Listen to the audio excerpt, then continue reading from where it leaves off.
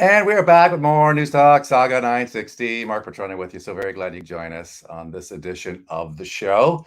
And we have lots of stories to talk about. And it's such a joy having Benjamin Dichter on the line. Benjamin is our guy on all things related, not only to Bitcoin, because a lot of you have gotten to know more about Bitcoin just from having Benjamin on Saga 960 and having him come on and basically walk us through the paces in terms of why Bitcoin is important, why you might want to look at it, maybe find out more, maybe who knows, maybe even get some Bitcoin yourself. But he's also the guy we go to when it comes to talk a little bit about the convoy. And in this case, we're going to talk a little bit about the aftermath of the convoy. What happened exactly? Why is the Trudeau government hiding?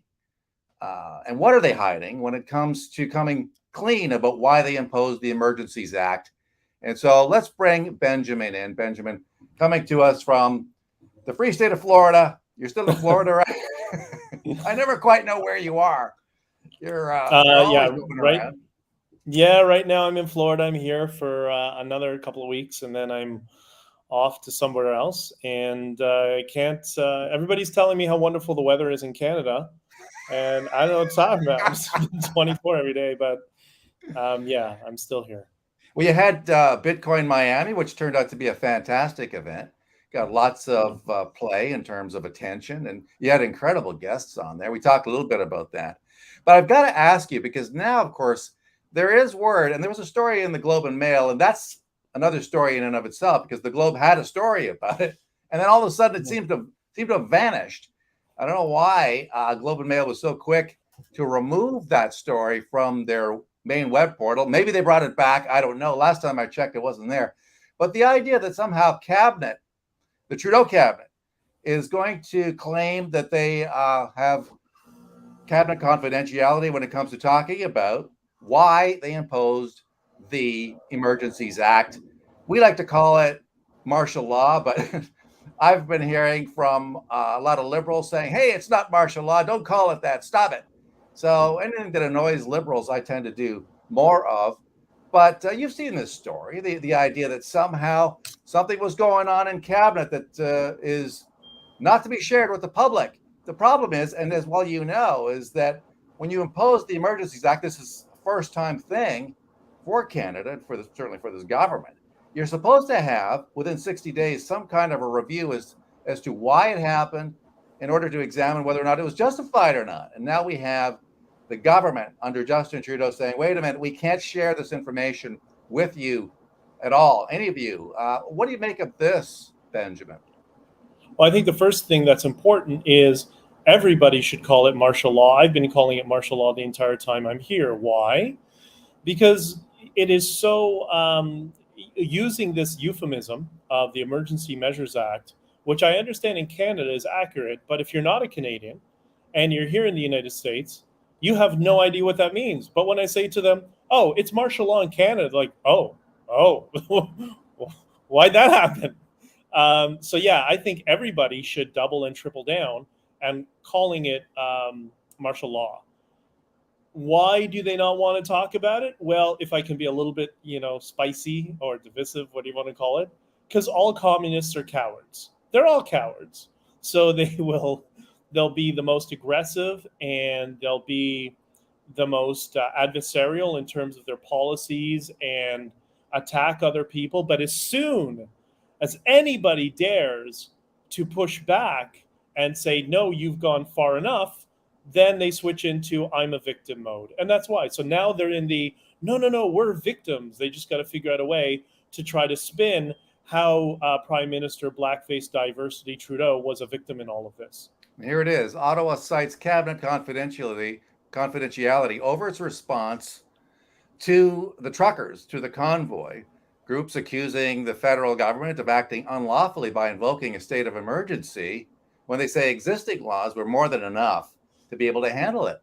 So I think this sets a terrible precedent, because not only did they impose the Emergencies Act for reasons that remain questionable, to say the least, but now they're saying, well, we're not even going to talk about it. And we don't care that there has to be a review because this is private. And so you have that. And then you have the Globe and Mail saying, well, you know what, it's not that important a story, so we're going to lift it. So this was a story that came on Friday. So maybe a lot of people weren't even paying that much attention to it. It was there and it was gone. And if you try to find it on their website, you can't find it unless they brought it back. Like I said, you have to put certain code words in a Google search in order to track this thing down. So I can't help but wonder, Benjamin, what happened here? Did somebody from the government put out a call in to the Globe and Mail and say, hey guys, well, we don't want you to go there. We'd rather that you pull this story, because if the Globe and Mail has it up, then some of the other media might say, well, I guess we've got to cover that too. This is a big deal. The government not wanting to talk about this is a big deal. First of all, the imposition of the Emergencies Act was a big deal. And now the fact that they can think that they can get away with not discussing the reasons for it, that's outrageous. Well, in terms of, I have a good Canadian friend here. He calls the Globe and Mail the Globe and Smell, because they're fake news, and there's I've started nothing calling that it the comes out of. Woken Mail. I think it's more Yeah, like no, the Woken Mail, but no, yeah. the Globe and Smell. It's worse, because those are the same people that said the truckers are weaponizing freedom, and then they had another thing about how somehow freedom is white supremacy. I mean, that's the kind of trash that comes out of the Globe and Smell. So I don't know why anybody would subject themselves to it. Like, just go back to past issues of the National Enquirer from the 80s and 90s, and you'll have more credible reporting than the Globe and Smell. Well, But in yeah, terms of go ahead. why are they doing that? Because they're cowards. If this was any other country that had any legitimacy to the government at this point, they would all be dragged out of their offices in their ankles in front of some sort of commission and investigation, and possibly prosecuted. And I hope whenever the next government forms government, whether it's Paul Avery in the next election or not, we need to have that. We need to have some sort of reconciliation and severe punishment of anybody involved in turning Canada into a banana republic, which is exactly what they did. And the Globe and Smell is trying to cover for them. Why? Because who's cutting the checks for them? Yeah, absolutely. This was the tweet that got a fair amount of attention. Trudeau government can impose martial law and doesn't need to tell you why. And then I quoted from the Globe article. It's the government says it will not reveal what information led to the use of the Emergencies Act and the truckers' protest this winter, citing cabinet confidentiality. And a number of people getting back to me, including this from this liberal. Anybody with eyes to see, or eyes saw why border crossings and highways illegally blocked, Ottawa illegally shut down for weeks, provinces begging for federal intervention. I don't remember them begging. In fact, I seem to remember that a good number of provinces opposed the imposition of the Emergencies Act to begin with. So what do you make of that? Illegal shutdown, provinces begging for federal intervention. I mean, and the idea that, okay, the border crossings, the Ambassador Bridge, I can maybe see that, but they still cleared it up even before the imposition of the Emergencies Act. I'm going by memory here. But does that justify it at all there, Benjamin? Well, I think I would ask Mr. What is that guy's name? Chuck Norris or something like that? I can barely see him. I would ask Mr. Eyes to see, since your eyes are working, what is a woman? And see what he responds to that. It's funny how they just, when it's convenient, don't believe your lying eyes. But when it's inconvenient, it's, oh, well, you can just see it right in front of you. Everything in the world, whether it's speech, written word, spoken, or even video, requires context. But the liberals always want to, and I don't mean classical liberals, let's call them what they are, the communists, want to remove all context because the only thing that matters is their narrative and what they're trying to sell you. So don't look at the bouncy castles and the families and the homeless people getting fed by the truckers and all the morale and positivity and love and unity that was going on there. No, don't look at that. Look what we want you to look at without context, and accept our inference that this was in some way negative or aggressive. And that's the same tactic they always do. This is nothing new. The only difference is regular people who are not political, are now starting to see it. And thank God. And that a former colleague from the CRTC did as well comment on this in Hmm. response to the question that Trudeau government can impose martial law and doesn't need to tell you why. Peter Menzies said, Jagmeet Singh must know. After all, he voted for it. I don't know. Maybe he just voted for it just because any sniff of being able to be part of a government, and knowing that he's going to Well, get maybe some of his projects rammed through if he plays ball. But there was also well, the you side talk of, about. go I ahead. was going to say, you talk about somebody who's painted himself into a corner. That's the question that needs to be asked next. Jagmeet, why don't they need to explain to the world why martial law was imposed in Canada? Jagmeet, you're the leader of an opposition party. Why are you supporting this level of secrecy, Jagmeet? Why would you do that? I'm sure many of your members and voters of the NDP, who you and I may disagree with politically, I'm sure a lot of them would like answers as well to ensure no future government or future conservative government could do the same thing. So, Jagmeet, why are you helping the future conservatives from covering their tracks and doing the same thing? Come on, Jagmeet, you're supposed to be a leader. And he is the weak link in all of this. We got to chat a little bit about what's going on with Bitcoin, with what's going Yeah. on in the Bahamas, and we're going to get to that in a minute. But are you keeping an eye on this beer controversy involving Pierre Pierre Poilievre? The No, I fact don't that know he's what. well, some of these beer companies, these trendy beer, microbreweries, they've been leasing out space, renting out space to the conservatives. And then when Okay. they get some pushback from some of their lefty friends, they're coming out and saying, "Yeah, well, we don't have anything to do with Pierre. We don't have any sympathy towards his political positions.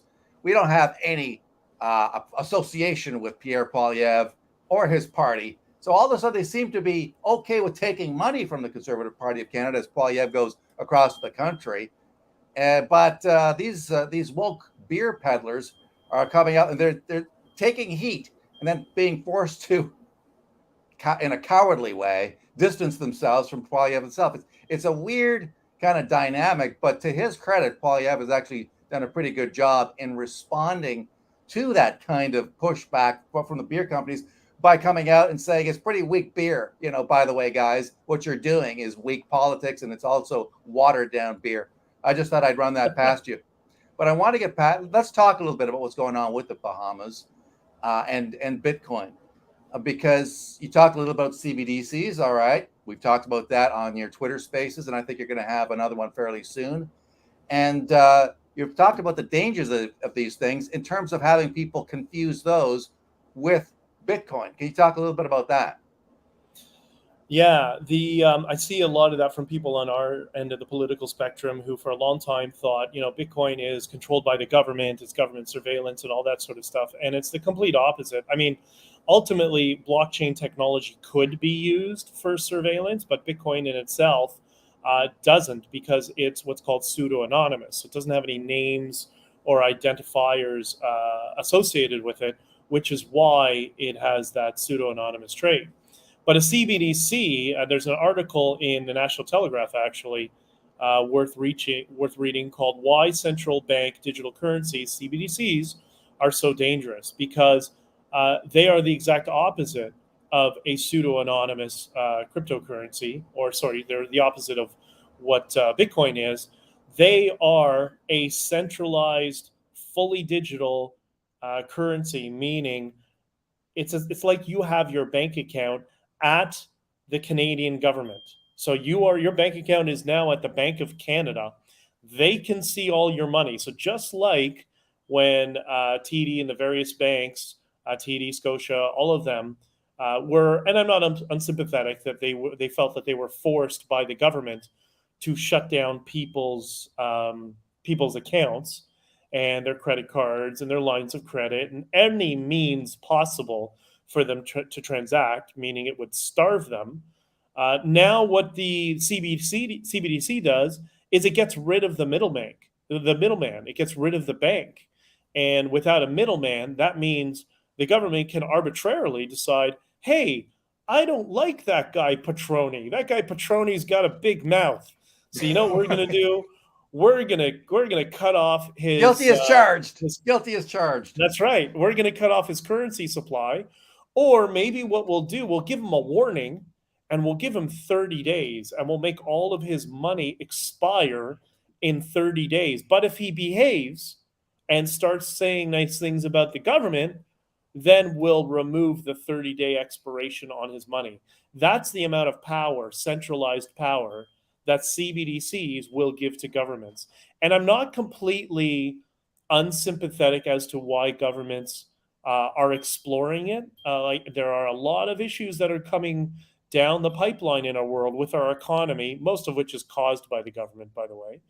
But with in terms of automation and changes to our economy, like I'm not unsympathetic as to why they want to do it.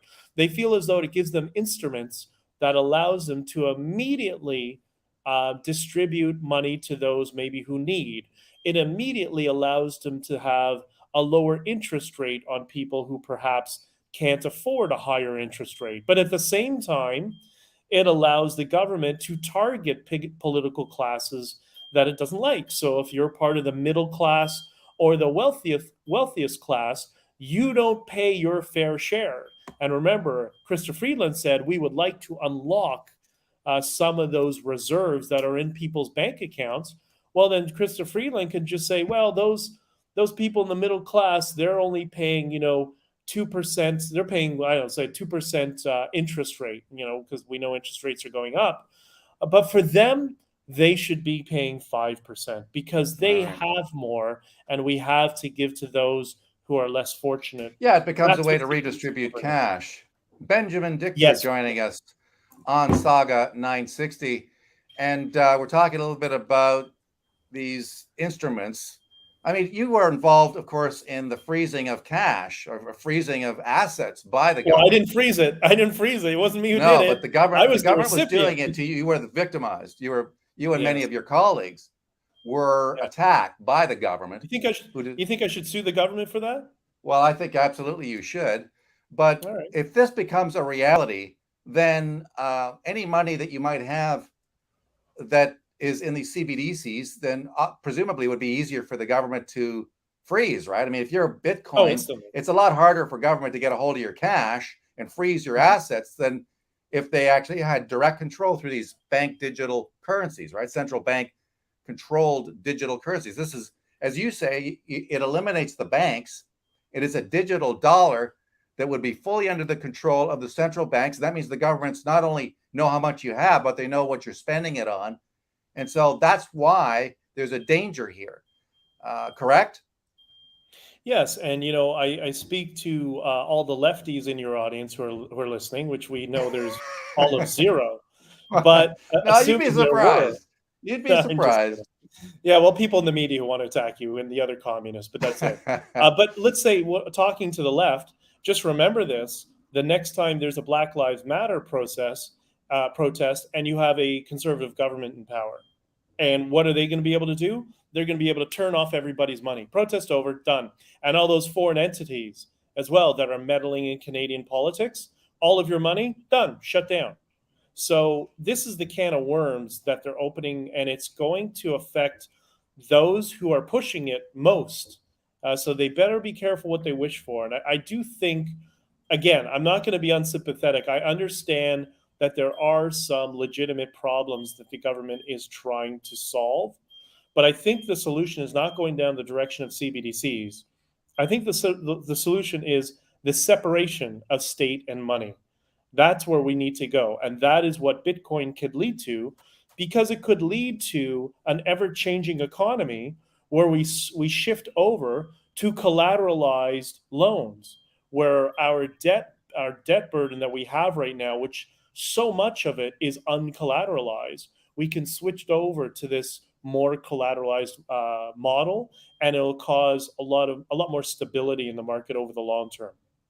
And you've spoken a little bit about the Bahamas. I mean, these guys are looking at CBDCs, but here's the government which is looking at these CBDCs, but at the end of the day, they still want to be paid in Bitcoin. It's like they don't even trust their own digital money. they would still rather have Bitcoin when it comes to getting money back and getting paid for stuff, right? Yeah, well, look at Venezuela, for example, had their own digital currency that they released. What was it now, 3 or 4 years ago? Now the Petro. And coincidentally, last week I was in an Uber with a guy from Venezuela who's only been in Florida for a couple of years. And I asked him about the Petro and the CBDC because this guy picked me up from the Bitcoin conference, saw that I had a speaker tag still hanging from my neck. I hadn't put it in my bag yet. And he says, "Oh, you were at the Bitcoin conference. Yeah, how was it?" And we started talking. And when I asked him about the Petro, he said, "Oh, that was hysterical." I'm like, "Why?" He said, "What they did is they pegged they tried to peg this Petro to the U.S. dollar 1 for 1, I believe it was what it was. They started off at a 1 for 1." And he said, everybody who got it, they as soon as they got it, they immediately sold it for either Bitcoin or US dollars or something to get rid of it. So it almost instantly went from a dollar down to almost nothing. That's what's going to happen to these artificial currencies that they're forcing on people because people don't want it, and especially when there is a solution out there that is digital gold, the world's digital gold that has proven itself over the past 12 years, and that is Bitcoin has never been hacked. And I'm not saying the exchanges haven't been hacked, but Bitcoin itself has never been hacked and won't be able to for a variety of reasons. That's the solution. And that's why all these investment banks and various governments are now buying up Bitcoin or trying to integrate it into their countries. So, El Salvador, as we've discussed before, making Bitcoin legal tender set a precedent that apparently two other countries are going to be following in 2022 to make Bitcoin legal tender.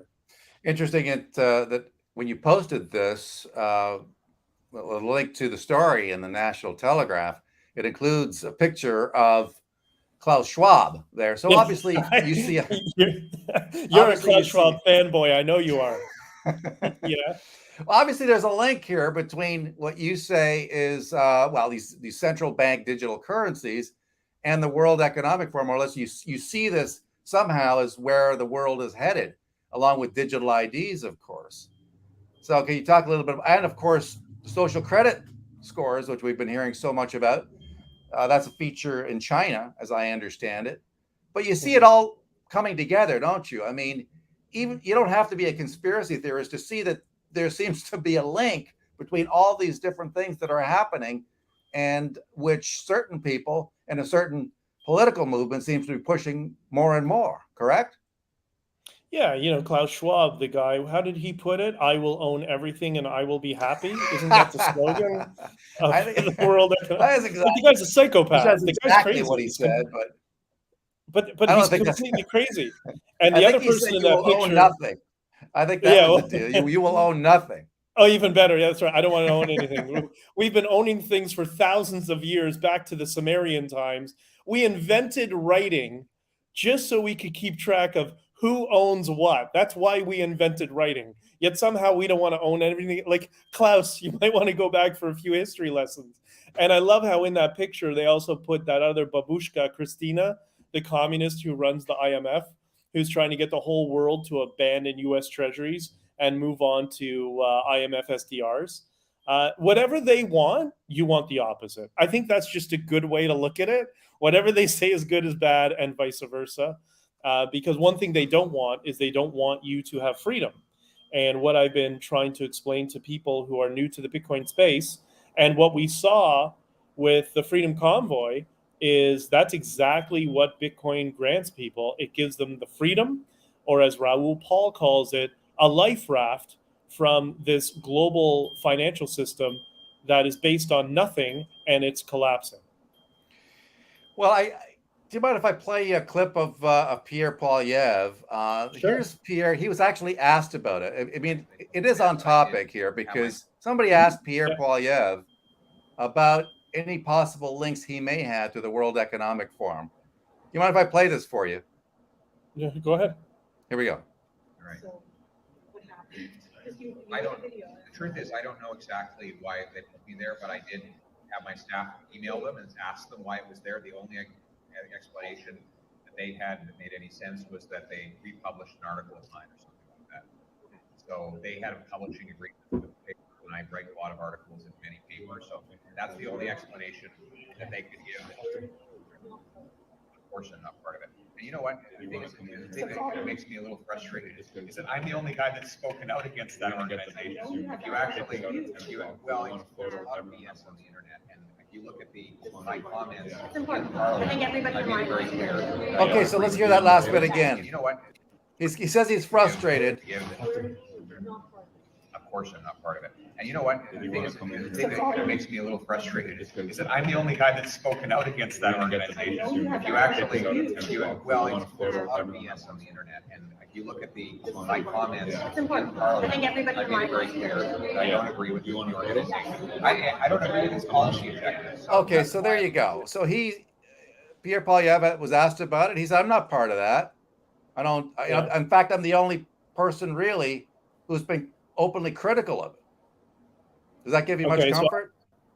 So, I'm going to defend Pierre here, and you can clip this and send it to Pierre so he knows.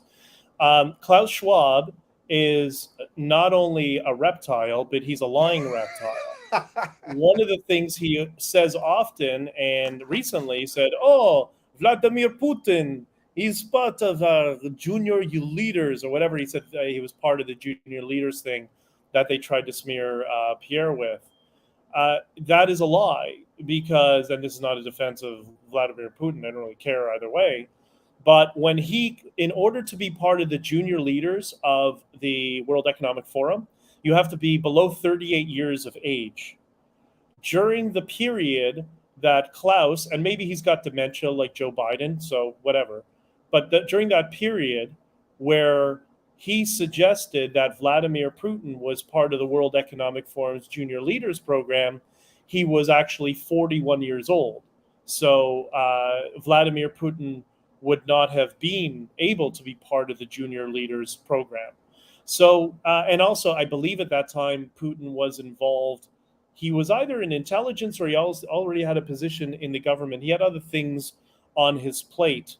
So I'm not, you can call me a skeptic, but I don't think Klaus is being entirely honest about things. And I think what they do is they try to rope people in, and anybody who's popular and young, they just throw their name on the website and say, "Oh, this is one of our junior leaders." Unlike Michelle Rempel, who actually attended Davos. And after she attended Davos, she came back and went onto Twitter and started apologizing for being a cisgendered white female. So she clearly got bit by the Klaus Schwab snake and was poisoned. Right. But I don't believe for a second that Pierre has. I might be wrong, but I take him at his word. Well, he certainly is drawing a lot of fire from globalists, from leftists, liberals. Yeah, okay. So there you go. You can make the case that somehow maybe it's all an act, that somehow we're all being set up for something, but it does seem that he is under attack, even from people on the right. I mean, we're seeing, for instance, Max Bernier coming out and saying, "Well, I used to get nailed," meaning himself, for having been in politics for a good number of years, where here's a guy, Pierre Poilievre, who's been a member of parliament since age 25, I believe it is. So he's going out, but I could see why the People's Party would see this movement by the party gravitating towards Poilievre as a downside, because of course we saw so many votes move from the Tories under Aaron O'Toole over to the People's Party, and I guess they would like to see that trend continue. And I guess the argument is that maybe if the Conservative Party moves to the right, then maybe it'll repatriate some of those votes that went over to the People's Party. What do you think? I think that's very possible. One of the things we do on the right, which is incredibly frustrating, and a bunch of us in the Freedom Convoy had to deal with, not just me, but some other people, is we're really good at attacking our own side and firing on our own net. And I keep telling people who are attacking people associated with the Freedom Convoy, saying, you keep complaining that the left controls everything, yet when you have a group of people who stand up and try to unify everybody, all you do is attack them. And it's a small fringe group of people, and I get that. And the average person just kind of tunes it out. And I think that might be uh, what's hurting the PPC right now, because it used to be that Maxime would offer something, and maybe he is. I mean, I would assume he'd be on the campaign trail now, with all his riding associations knocking on doors, community events, or whatever. But all of these political parties need to offer something, and not just everybody else sucks. We know they all suck because we all dislike politicians, right? I would never fan of politicians. I got involved, and now I like them even more than I did before, and I want as little to do with them as possible. I think Um, I think you had to say you like them even less than you did before. yeah, sorry, I like them even less than before. Sorry about that. Yeah, I like them more. So yeah, I don't know. I think there's fatigue from people on the right. They just want the communists to go, and this whole invoking martial law in Canada for the libs, martial law. They People are just done. We're not going to have a country left. We need to get rid of this psychopath who is a mascot running the country. We all kind of know, nudge nudge, wink wink, who actually runs the country, and everybody's just desperate to get rid of him. People I know telling me, if he's not, and they're not joking, they're saying, if we don't have change in election soon, because we all know the election is going to be in November, then I'm out, and I'm already selling my assets and making my life a lot more streamlined and simple, in case I got to get out of here, because I already got one foot out of Canada. Yeah, a lot of people do. Here's a comment. Giselle Demers, bravo to you both, educating Canadians. Two positives that came out of this insane pandemic of March 2020, investing in BTC and other cryptos, and fully knowing my government has not been truthful. What do you think? I love it. I really do. And that was the whole spirit of the convoy. What we were trying to do is to say, like, it's not us at each other's throats. It's not Quebecers against Albertans.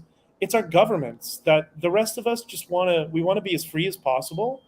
We want to live our lives and invest in our businesses, or grow a career, or raise a family, or all of the above, or help build their church or synagogue or whatever. Like, we have other things in our lives other than just politics, and it's now infecting everything because it's become so extreme.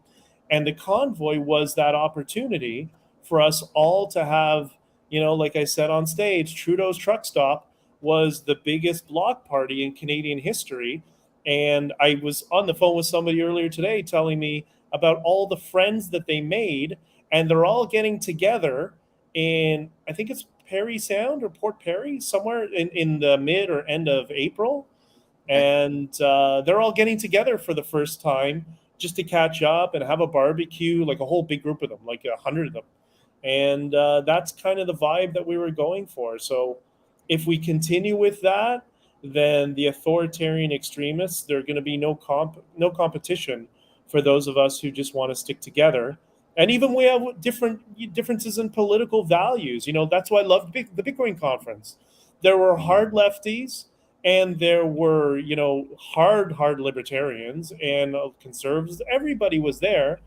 But okay, yeah, we disagree on certain political stuff, but what we really cared about is freedom, technology, coming together, and also reaching out to our different groups to saying, hey, the guys on the other side of us, not politicians, but the people, they're not evil. They just have a different perspective, and we need to start to engage with them.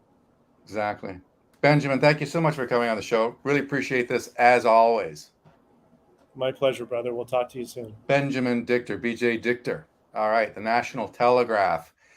And that's it for this edition of the Mark Patrono Show. Hope you enjoyed it. Thank you so much for tuning in. Take care.